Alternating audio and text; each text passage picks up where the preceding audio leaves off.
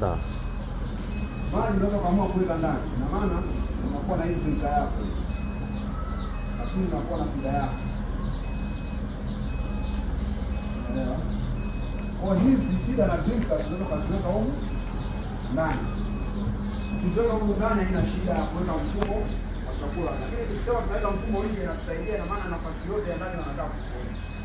Kwa hiyo kwa mantiki hiyo hapa unaweza ukaweka dumu lako, dumu special kwa ajili ya kuweka nini? Maji. Hili dumu linakuwa na pipe ambayo inashuka chini. Hii pipe ya kwanza inaingia humu ndani na pipe nyingine inashuka inashuka huku chini. Inashuka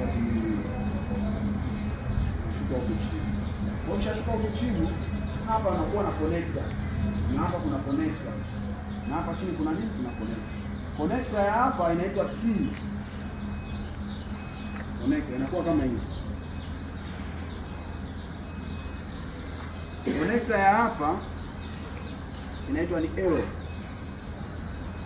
Connector inakuwa iko hivi. Na connector ya hapa hii ni straight connector.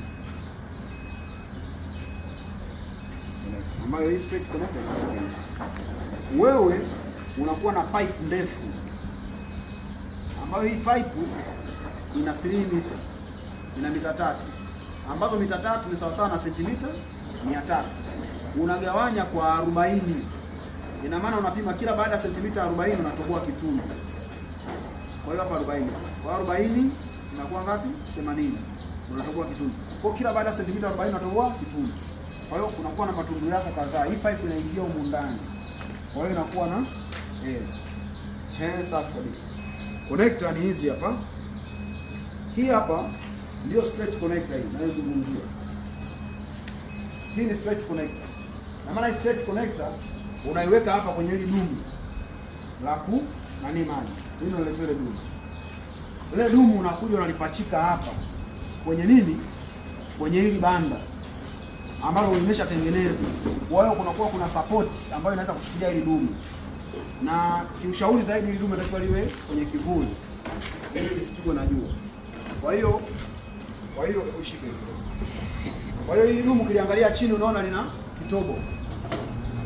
Unaona kitobo chake? Ina maana hii straight connector naiweka hapa chini pap.